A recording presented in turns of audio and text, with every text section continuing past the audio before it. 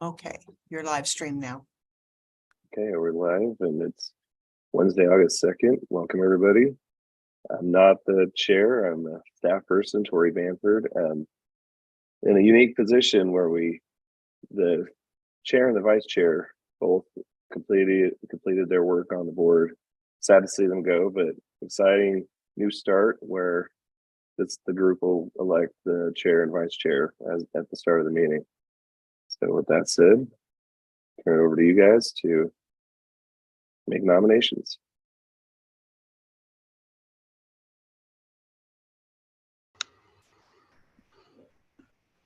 Well, go ahead. Go ahead, John. Jason. I was gonna say who's interested in those positions, because then I can nominate them. Well, John, you are, if I understand correctly from what's available on the City of Salem website, you are our most distinguished member of the advisory board, serving in your second year term and with 1 year to go, if that information is correct. So you have the most historical knowledge of what's occurred here, and that would make the most sense for you to serve as chair. Would you accept that nomination?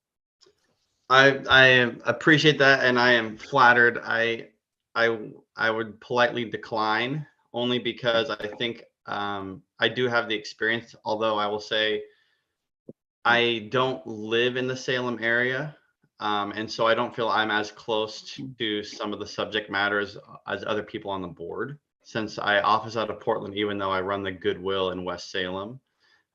So I appreciate that, but I think for the betterment of the board, it's probably better if I decline that nomination. Well said. But Jason, I'd be more than happy to nominate you for the chair position. You're an involved member, and I think you do a fine job as chair of the board.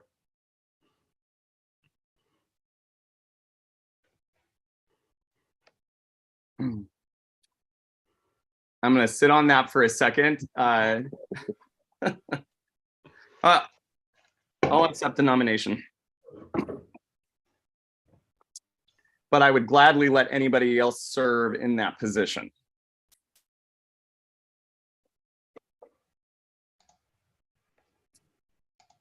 Any other nominations for chair?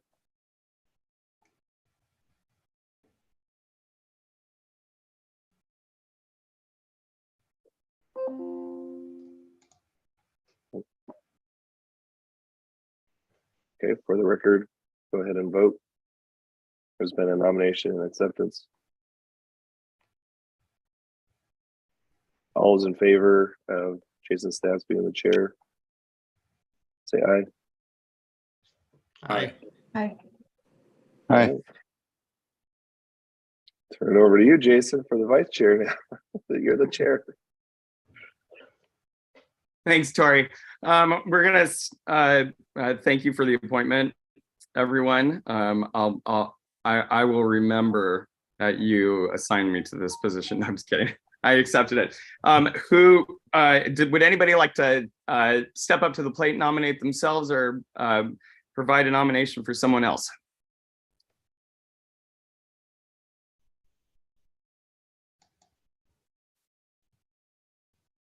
I mean, I hate to keep nominating people, but I can do it. So, John, I'm actually going to nominate John for the same reasons that I would have accepted you as chair. Would you accept that nomination? I will accept the nomination. Yes. Great. Do I hear any other nominations on the floor? Hearing none. We'll vote for John to serve as vice chair for the next year. All in favor? Aye. Aye. Aye. Aye. Great. It's unanimous. And John, thank you for taking on that position. Great. welcome everybody and call to order. Do we have to do a roll call, Tori? Is that what we do next? Is that like an official thing? Yeah, we'll just go ahead. Yeah, we'll just follow the agenda from there. Yeah, we'll go ahead and do the call. Do you want to do that, or do you want Linda? We could do it. We'll go ahead and have Linda do that and record it. Okay. If you don't mind, Linda, is that okay with you? I am fine with that. Thank you. Great. Okay. Ashley Morey, Present. Jeremy McKay, Present. thank you. John Hannum, Present. Jason Stats, Here. Samantha Ross. Don't see her yet. Mark Smith. Tom Crozier. Here. Just new president. Thank you.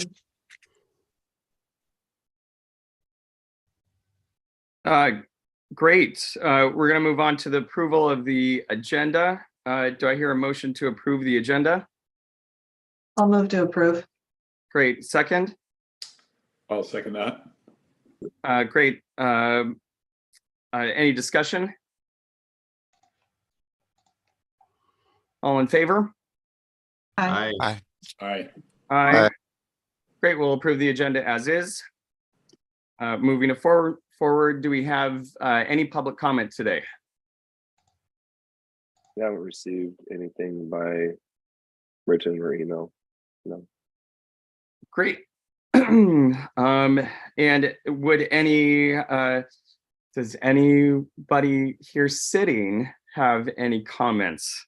I always feel it's a good opportunity, kind of in that public comment area, to open it up to any of our board members if they have any announcements. Great, hearing none. We have no action items today. I think we covered our big action item. And we're moving on to discussion items. Jason, Oh, I'm go ahead. sorry. Did you have a motion forward for the approval of the June 7th minutes? Thank you. I missed that. Thank you. Do I hear, has everybody had an opportunity to review the minutes? Yes. Great. Do I hear a motion to approve the June 7th, 2023 minutes? Motion to approve? Second, Second. any discussion? All in favor? Aye. Aye. Any opposed? Abstained? Great, approved. Hey, I forget Robert's Rules of Order. When does the discussion come after? Is it after the second, or is After the second. Okay, great. I just wanted to make sure I was doing that right. And then You're doing great. okay. And then so that since that's approved, there is no public comment. There are no action items. We're going to move on to number 7. Welcome, Gretchen Bennett. It's good to see you. We have you on here for policy changes, and the floor is yours for 30 minutes. If you would be so kind to update us on what your current position is with the city of Salem, that would be great. Yes, thank you, Chair Stats. It's nice to see you and good to see the other familiar faces here. My name is Gretchen Bennett, and I work here at the City of Salem. My title is Homelessness Liaison and also Human Rights Manager. And my work includes being the person who is the liaison to our Community Police Review Board, to our Title VI Civil Rights and Americans with Disabilities Act work, to our Human Rights Commission and their associated subcommittees, and then to the issue of homelessness, which really is a great opportunity to try to work on the community and city council objectives around expanding alternative shelter options in managing public spaces and managing space issues. So it's a really interesting set of duties. And I'm part of the newly structured community services team here at the city. And my office is here in the mayor and city manager's office. So happy to talk to you today. We had some updates to the Salem revised code that relate to outdoor spaces. And so I wanted to make you aware of that. You might have questions as it pertains to your urban renewal area. So wanted to bring these to your attention. You might have tracked it because we did some community conversation, and city council held several meetings about it back in the fall, winter, and spring. So this might be familiar to you, but the essential situation is we really needed to bring our code into alignment with what is legally required of cities in Oregon and really in the West Coast. You might know that as it relates to people who are experiencing homelessness and who are unsheltered, who are not living in or staying in a temporary shelter, but living outside, we have two decisions from our Ninth Circuit Federal Court of Appeals, and then we have a decision made by the Oregon legislature in the 2021 session that clarifies guideposts for cities and how you work with and manage public spaces. So the city did several things. Mayor and council made several decisions that took effect on June 22nd. The first is we did an overall repeal of some out-of-date language that we felt was out of compliance and opened the city up for just lawsuit. It just things that were not in compliance with the state law and with the federal circuit court guidance. That includes, we repealed something that was known as the sidewalk conduct ordinance, which actually had never gone into effect. For those of you who tracked the sidewalk conduct ordinance, it affected people's behavior around sitting down or lying down on a public sidewalk, but council had put in conditions as to whether or not that would take effect, and the conditions had never been met satisfactorily. So that had never actually come into effect, but we repealed that as well, thinking that that's not consistent with the new legal guidance.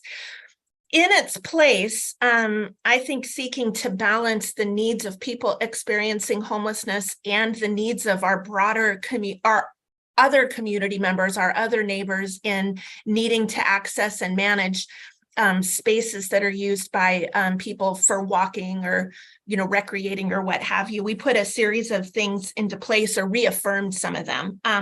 One of them would be that there's camping restrictions in some areas, just period. You continue to not be permitted to camp in a park or near vision clearance areas or building entrances. We don't want any safety issues with, doors abutting people. We also excluded the residential zones from a place where people could set up encampments, recognizing there's different impacts there. And then we affirmed the importance of having a 36-inch at least path of travel on sidewalks so that people can still move, and use public sidewalks for transportation for walking purposes and have an ADA path of travel. And then we recognize that there will be occasions where the city manager may also recognize if there's a chronic overuse or health or safety concern that we're able to temporarily conclude camping at a specific location based on just other factors, even if they don't meet those criteria, to kind of give us a little bit of flexibility when we have a really difficult situation that we feel we need to interrupt or improve the health of. We get some health issues going sometimes with encampment areas. So that's really the gist of the update. The work remains on trying to find and sustain efforts around having alternative options. I don't think anyone would feel that a park or a sidewalk or a street or an alley or an entryway is a great place to live. And so really just trying to continue to problem solve specific situations to expand alternative options and help folks make those different choices and be able to have different options available to them to make other choices. So with that really is what I wanted to be sure to update you on. Let me stop there, Chair Stats, and see if any of you would like to take the conversation in any particular direction since we have time. Maybe there's questions folks have or things you'd like me to expand upon. Thank you, Gretchen. I'm curious to know, so part of this was that you affirmed that there needs to be 36 inches of sidewalk available to pedestrians. And so in areas that are zoned like residential, commercial, or just commercial, what do you call that? The medium that's like the grassy area where the trees might be, that's not considered the sidewalk per se. So that's an acceptable or legal camping area at the moment. Is that kind of what I'm hearing? I'm not sure I'm tracking you, Jason. I wonder if you have an example in mind, or if you could tell me a little more. Yeah. So here's your sidewalk. Yeah. Okay, and then right next to the sidewalk usually is like flower beds or trees, additional grass. What do we call that? Yeah, got it. Those are known as landscaping strips, but yeah, gotcha. The landscaping next to it. Great. Yeah. So in that area, that as long as it's not zoned residential, that could be a potential, or that's an area where the city's not going to focus on as much. Is that correct? That's correct. I'll give you one exception though. There's times when those landscaping strips are adjacent to a high traffic area, like maybe you've got traffic driving right next to that landscaping strip at a high rate, or there's a turn there. And so then we become worried about people's safety. Right. We know that can be fatal. We've seen that. We do. Exactly. So there's times when we're uncomfortable with landscaping strip for that reason, and then times when we're not. So you're correct with that exception. The only other question that I had is when a community member sees a violation of these of the new sidewalk conduct adopted by the city, how does that get reported? Where does a citizen report that to? And then what's kind of the process from there? Yeah, thank you. We have an online portal, which is we hope efficient for everybody, but there's other ways to connect into, and I can be sure to send the link to Tori and Linda to have. So let me make a note to do that. It asks a series of questions to help us understand exactly what the situation is and where it is. So we hope that's helpful because it's available 24/7 and it gives us the information and it goes directly to our team that's going to respond. And sometimes we get reports for property that isn't the cities of Salem, but we can make referrals and we'll just share that information with whoever it is. It might be Marion County, Polk County, ODOT, etc. So we'll help, if it's not ours, get it to the right person. Folks could also make telephone calls. You can always give me a call. You can always call my colleague Jake Snell with the Salem Outreach and Livability Services team. So I'll also make sure my contact information is available to you. But we love if you use the portal because it asks the questions that we're looking for. And then we'll get out there and respond as best we can. We triage based on our resources and on the situation, if, safety issues really get prioritized.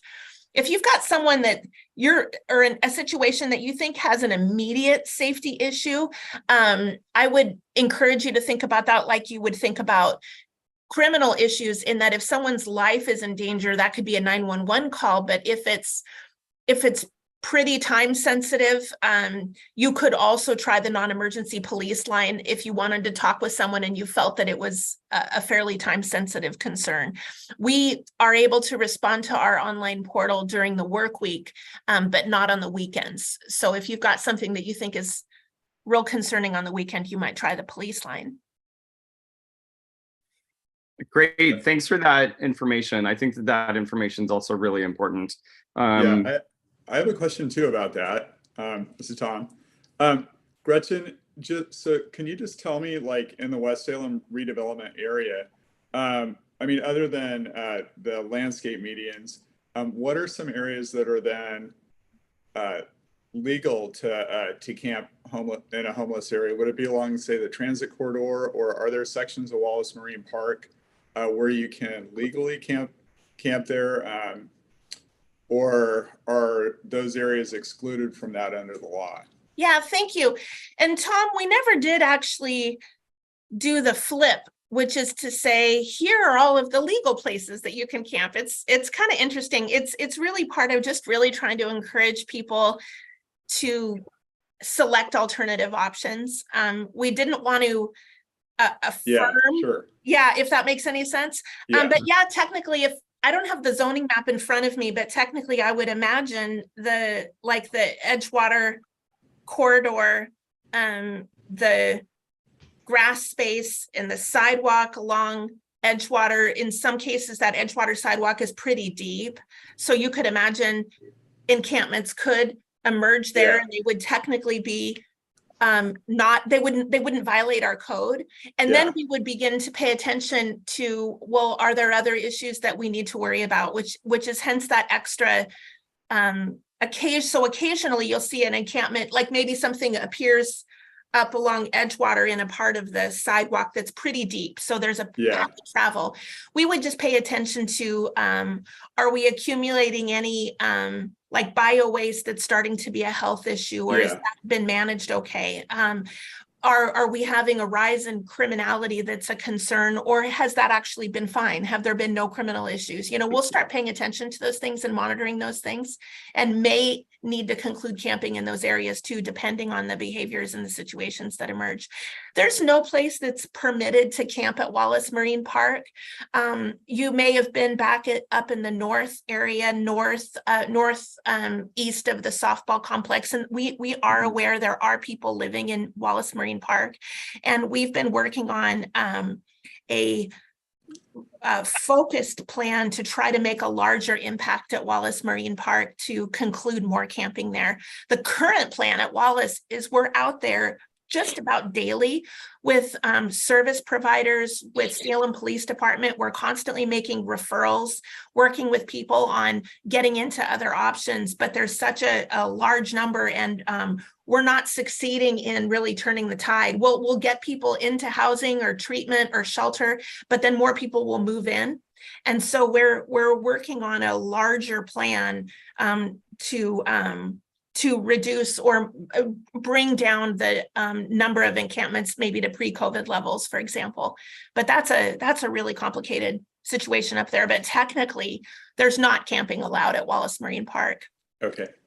Yeah.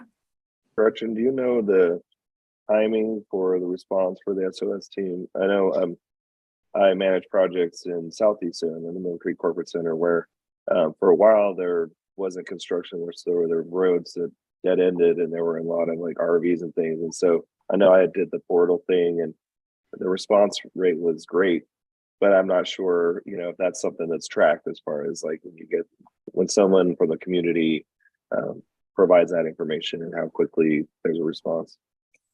Love for that to be tracked, Tori, but it isn't. It's just those guys are so busy, and so we haven't given them the time tracking thing.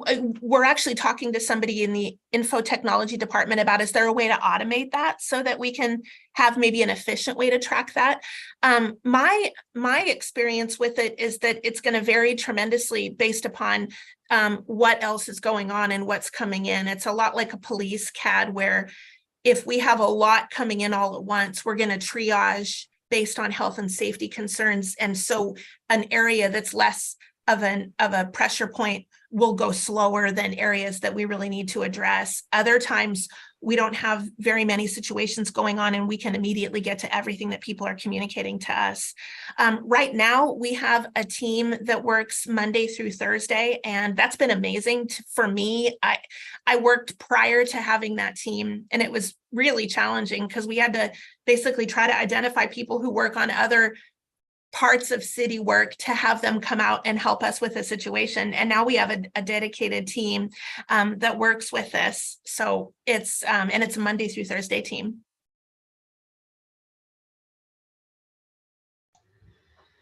Any additional questions for Gretchen? I have a question and comment quickly.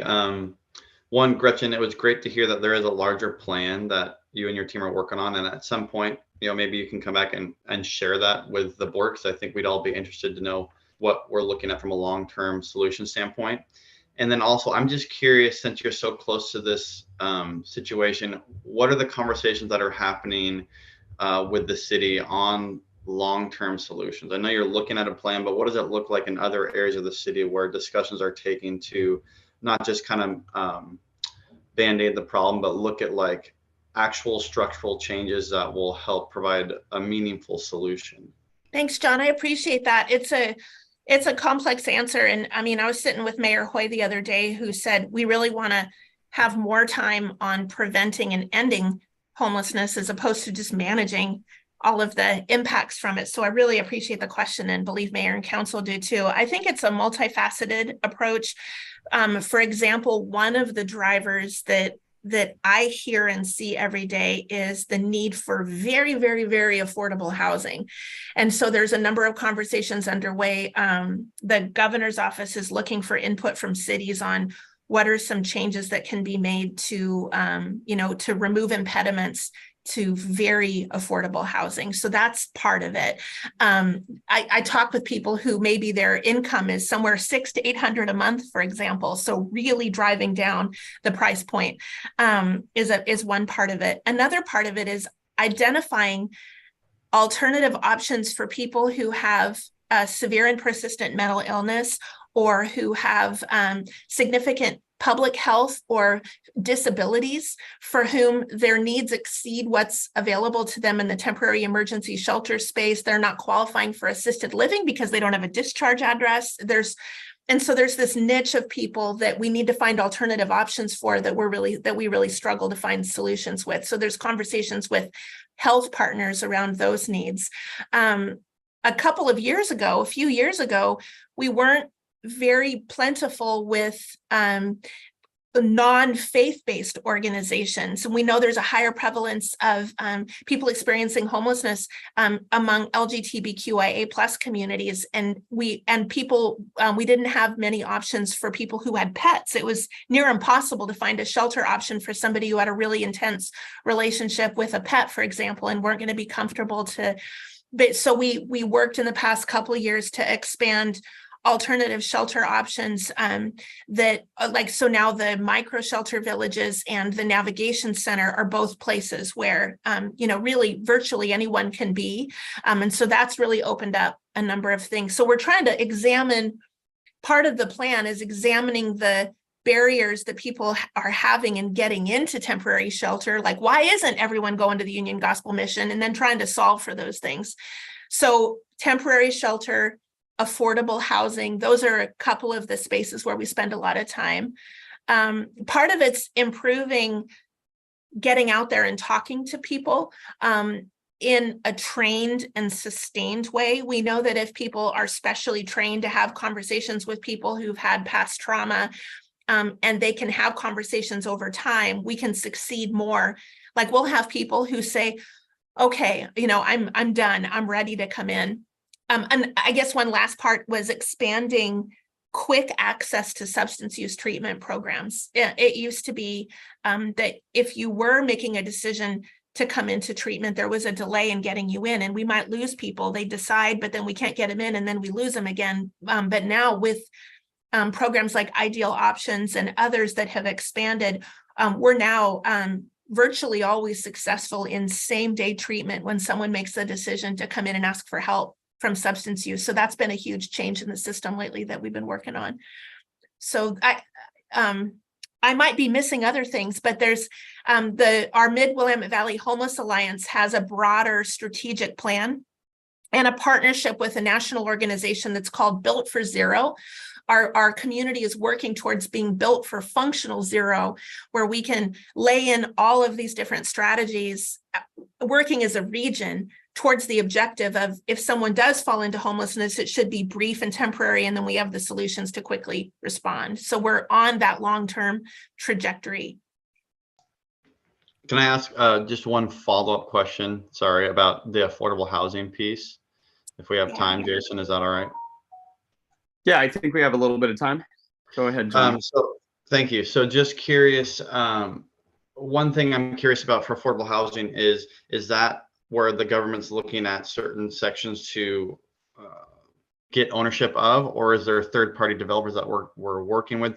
Only because, housing is, given the capitalist nature, like most developers don't want to develop low-income housing. So I'm actually curious how viable affordable housing is and what that looks like. or is that kind of we wish we could have affordable housing, but it's always going to be kind of out there in the ether as something we talk about?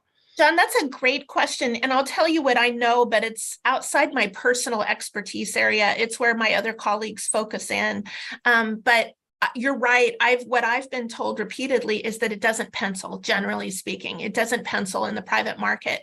And so I think there's two strategies that are underway. And one is identifying incentives so that it can pencil for a limited period of time. You'll see projects come in that are privately developed that they agree for a specific period of time, they'll have a percentage of the units be affordable, and there'll be incentives to the developer to make that happen. So that's one general pathway that people work on.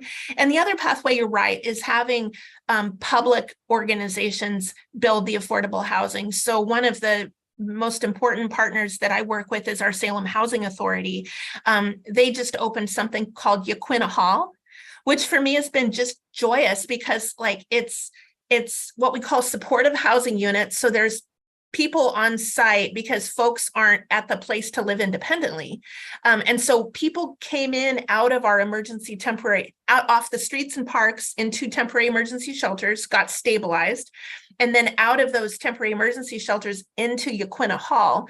And we were having a great success rate. They used to notice if people would come straight out of a park or sidewalk, depending on the profile of the person, often they weren't prepared yet for living in community or living in housing. And so there would be evictions that would happen, but we can use temporary emergency shelter as a temporary space to stabilize and orient towards living indoors again.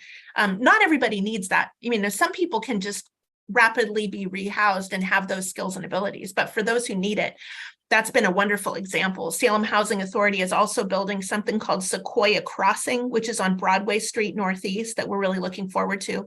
That I think there's like 55 units that's going to open there. So it's a bit of a combination. Well, I appreciate your passion and your knowledge. Thank you. Oh, it's my pleasure. Thank you very much. Sequoia Housing project is really awesome, and Salem Housing Authority is really open to letting anybody take a tour.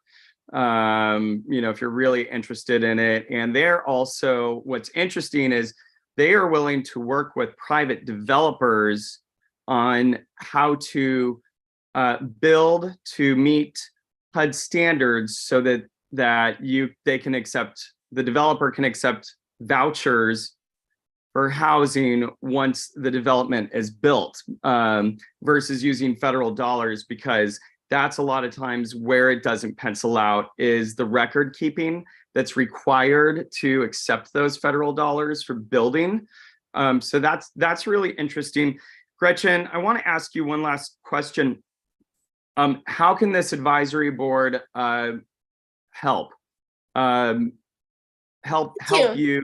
Are there ways that the advisory boards that are under urban renewal are helping this process, supporting your efforts to decrease the unhoused population? Well, thank you. I appreciate that. I mean, I think there's probably a few parts to the answer. One would be swift communication when you see problems arising for those that are trying to meet the urban renewal objectives in your region. We want to communicate. We want to solve wherever we can. We want, there's times when we can be helpful when a problem emerges. And so I'd love your help if you're seeing issues arising in the area, so we can at least do our best. We can't solve everything. We've got some pretty challenging, gnarly situations out there, but we can at least try and communicate about it. So I'd love your help in knowing when there's problems. There might also be times or opportunities when housing or sheltering can be a part of your broader regional planning. And I can sure tell you firsthand, we need it. We've also really benefited from having Family Promise and having Northwest Human Services and all of their services. And I know they're both, I think, in your area.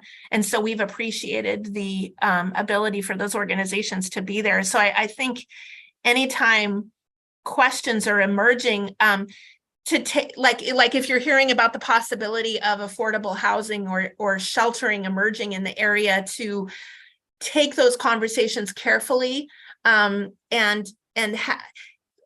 be a partner in facilitating decisions,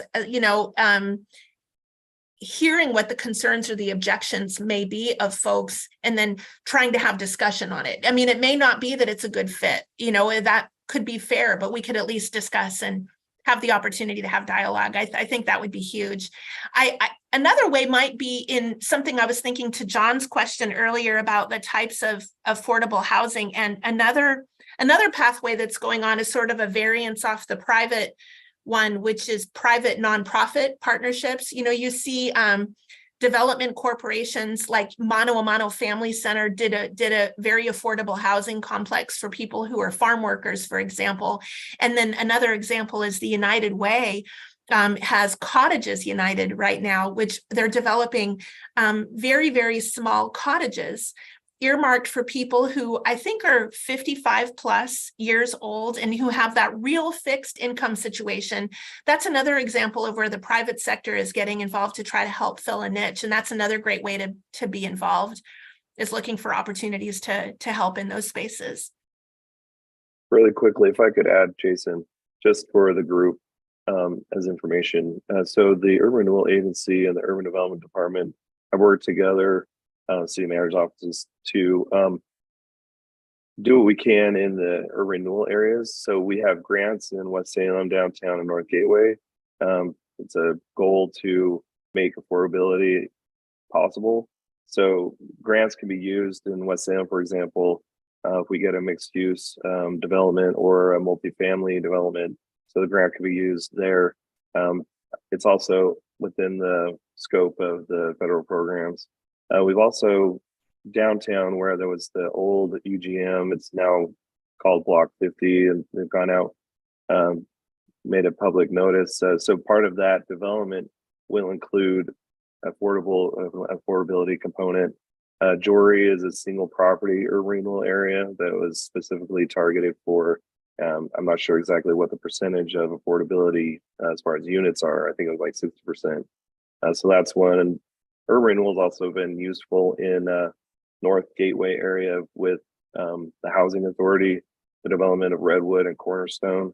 So just to let you know that it can be instrumental as far as this advisory board in West Salem, but there's the broader scope Salem-wide where urban renewal has definitely been a tool to help bring costs down for development so we can hit the affordability piece. Corey, that's really great information. Have those grants been fully committed yet? And do you know the amount that was awarded to the city of Salem for that area that includes West Salem? Oh, so that's just the on a budgeted basis. So we have the urban renewal funds. Okay. Any potential project that qualifies could have upward of, now we have the exception criteria, so it could even go beyond the $300,000 grant amount.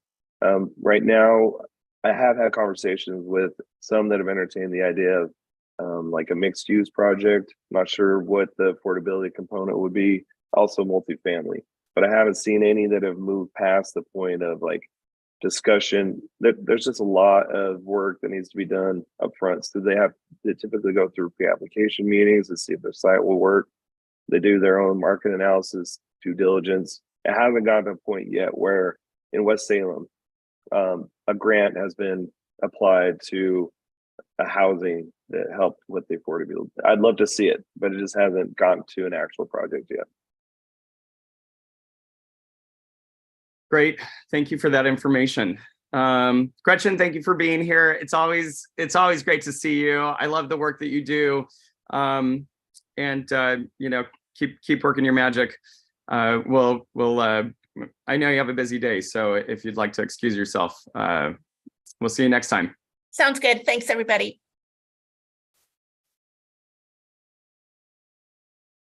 Great. I think that we're up for community announcements. I can get back to my agenda here. It went somewhere. Is that where we're at, Tori? Yeah, so it's 7, number 2, West Salem organizations. So that typically is Samantha with the West Salem Business Association. She's not here. Maybe Jeremy. I don't want to put you on the spot, Jeremy, but I know that you participate a lot in that. So if you have anything to add there.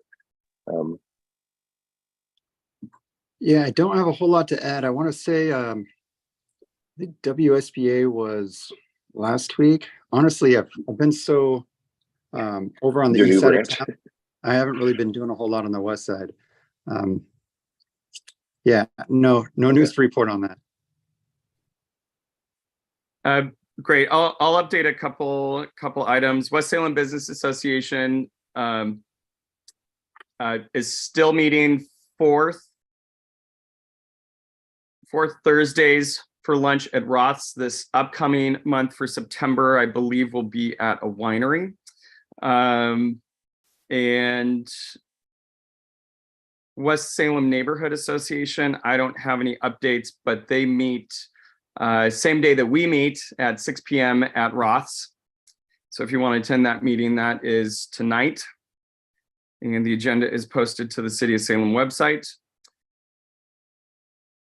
Edgewater Partners is now meeting for its monthly regular meeting for Thursdays at 9 a.m.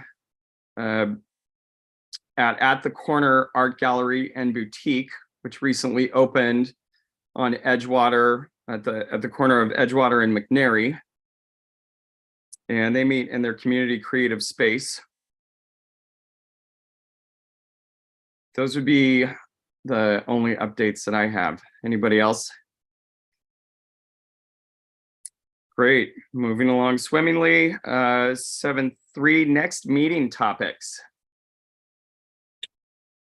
All right. So I wanted to share too, since the group was talking about earlier as we were getting started, Mark had mentioned that their public works crews that have been out on the Edgewater Parkway, Edgewater Path, grinding down. What Jason and others have raised is safety concerns, accessibility concerns along that pathway. They've been out there grinding down where roots have elevated that. I just wanted to note too on that topic, if I can really quickly, and this can be a future discussion, but it's been brought up in the past by agency board members, neighborhood. So I just thought I'd bring that in since that was brought up earlier. So the Edgewater Parkway follows this route here to the intersection of Edgewater and Wallace Road. Everyone see this, familiar with this location? I'm familiar with it, but I haven't actually ventured across the path, and that's the topic that I wanted to mention. And this is something that we could get into a little bit later. I just wanted to let you know that all this area through here is ODOT right of way. So it's technically their property, their project, but we work with them.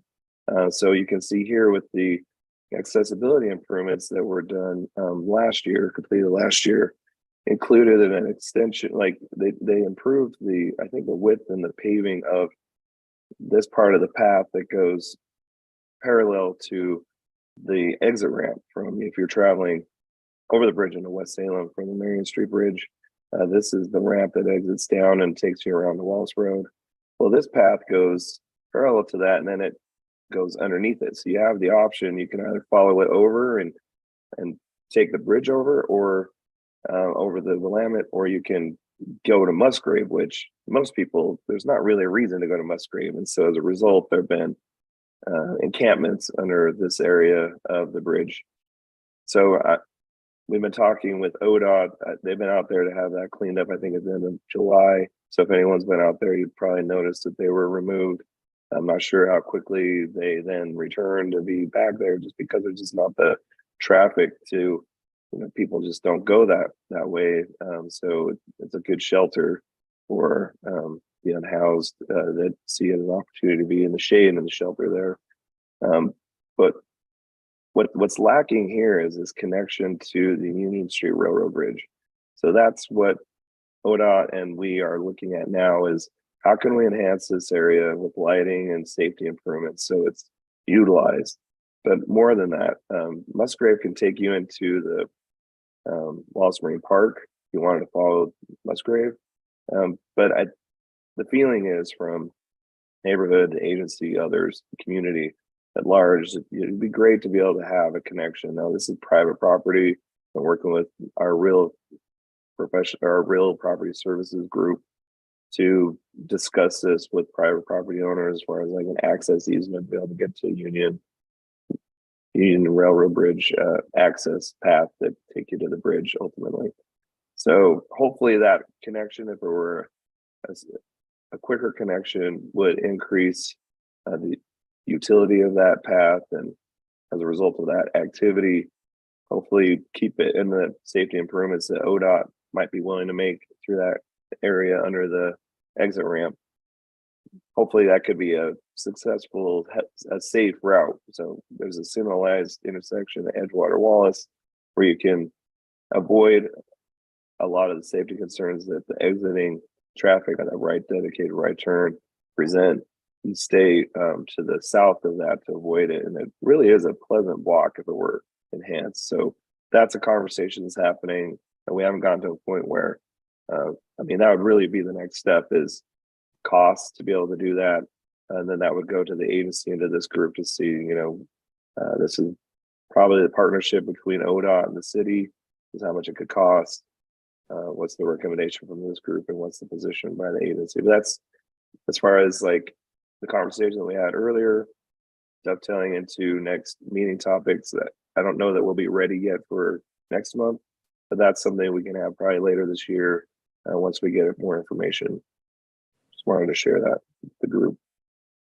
Hey, Tori, that's really great information. I'd like to throw a couple just really quick thoughts out there. Signage from the west side, from the east side of the river to the west side of the river, on how you get dropped out. Like if you're actually getting, because there is a Center Street Bridge crossing, is that correct? That actually drops you directly right onto Edgewater. So it actually keeps you, isn't there, or is there not? I forget. Yeah, so this path here comes off basically, well, so this one will follow you'll go over the bridge. And so the same thing, if you're coming into West Salem, you follow this path down. So it'd come down to, I don't know if you can see my cursor, but you'd follow this to the intersection, and then you can get into Edgewater from there. I'm assuming you're talking east to west, not from like Polk County, Dallas area, because there's another route completely. You know, if you follow 22, you can follow the path all the way in Edgewater, that route too, from the west to east. Right. I think that, you know, one, increasing usage of the path, you know, by making it safer, and then increasing signage for pedestrians, so it's very clear on where they're going and how they get dropped out, because the signage on the east side of the river connecting those paths is still pretty poor. On the Edgewater Trail, where does the ODOT right of way stop, or does it continue across the entire trail? My understanding is the entirety. So we, as Public Works, has an agreement with ODOT to maintain it, and that's probably why they're out there grinding the sidewalk down in areas where it's elevated. That's my understanding. Is it's there, you know, you have these areas where there's property that's private, but everything else is ODOT, is my understanding. Great. Yeah, I was just curious, because I'm still would love to see the stairs have a ramp option, or you said it was behind West Side Station, right? Yeah, I'm gonna go out there and walk it again today and maybe get some pictures. But I think that's a great point. Yeah, it's right in that area, and then that would complete the accessibility of that path. Yeah, which would be really nice. Yep. I think other topics, it might be good to have just a refresher on what the objectives of the advisory board are. Okay. Just kind of like just a quick refresher 101 course. Does anybody else think that would be beneficial? Yeah, I agree. I was going to make a comment at the end saying it'd be nice to have more updates on projects and then understanding where we can have a meaningful impact as a board. I know we have dollars available, and so it's just not just to spend, but I think we can kind of have more discussions about what's out there. We just also need to continue to have updates from, you, Tori, and other people on what's going on so we can find where we fit in. Sure. Yeah, we could go through the urban renewal plan, just high level, and talk about projects that are in the plan. Talk about how, so we typically, as we approach, the meetings get a little less, especially into December. That's typically when we have the legal department come in and remind everyone about decorum and conflicts of interest and public meeting law and things like that. It's not the most exciting. That's a good informative session. So that typically happens in December, but I'm happy to bring high level discussion as far as the advisory board. I shared with the meeting packet this time, the bylaws. So if you want to review that as far as what you guys are organized as a advisory board to do, I can talk to that and talk to the urban renewal plan and the projects in the plan. I can also give you an update on 2nd Street next time. Construction underway out there, so I'll have photos and more information next month on that topic. Happy to bring those things. That's what you want. Let me just add, I mean, I don't know if there's anything else, just in terms of maybe, small, very small projects that might be quality of life or quality of community type things. I don't know if that's even within the scope or the domain of what's possible, but those types of things as well. Sure. Yeah, that could be part of the discussion point. What, based on urban renewal, what it can be used for and the projects in the plan. There's definitely opening for you guys are all members of the community. If you see a particular need or something that would fit within the scope or the projects of the plan, then yeah, I think that would be a good discussion. I think that would be a great discussion. We could just kind of throw out all of those suggestions, and then or you could help us say yes, no, yes, no, Sounds and then good. we can kind of home in on those and see how we could have an effective voice as an advisory board. Yep. For some of those items. Great. Anything else for the good of the order? One other quick question: with Jeff and Mark leaving, do we have board openings, and are those posted? And then, if we do, maybe if any of us are aware of anyone that would be interested, we can talk to them about applying through the website or whatever. But and I think they were both at large, so those are the easiest to fill. What that means typically is it could be really anyone from Salem area. So we have, I think, those two that are open. We have one that's more difficult typically to fill is a resident in the urban renewal area. So if you know anyone that lives like Edgewater or in the district in general, that's also an opening. So we have 2 at large and then 1 residential. We have 4 total that are open. I don't know, Linda, do you know what the 4th one is? I don't have it in front of me. I actually do. I have it right in front of me. So there are the 2 at-large positions, as Tori mentioned. And then the other 2 vacancies I'm seeing are one for someone who resides in residential areas within the West Salem Neighborhood Association. Okay. And then the other one is a business / or property owner within the Riverfront Downtown URA. Mm-hmm. Those are what I've got listed here. Okay. That'd be great if people could tap their networks and see if there's people we get on the board. It'd be nice to have a full board too, just more opportunity for discussion, more viewpoints, more perspectives. At least that's kind of my take on it, at least.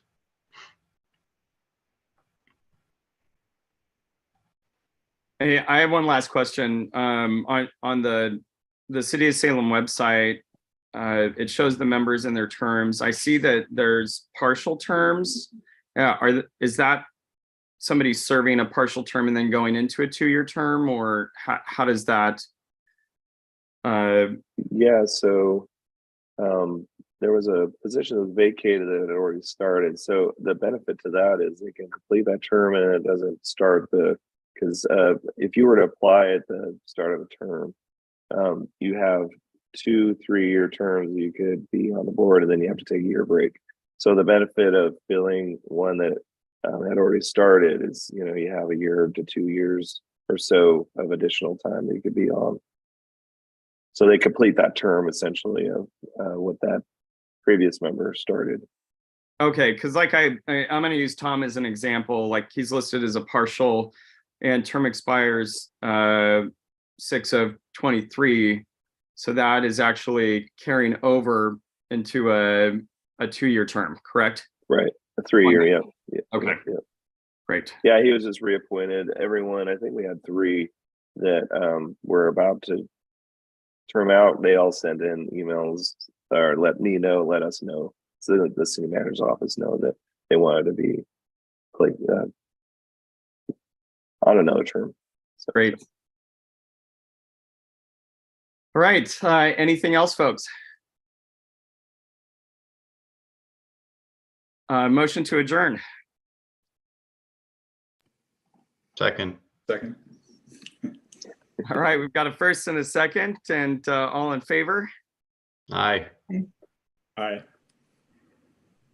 All right. We're adjourned, folks. Thanks. Thank you, everybody. Thanks, Tori. Thanks, everybody. Have a good rest of your week. Thanks, Thanks, everyone. Linda. All right. Thank you.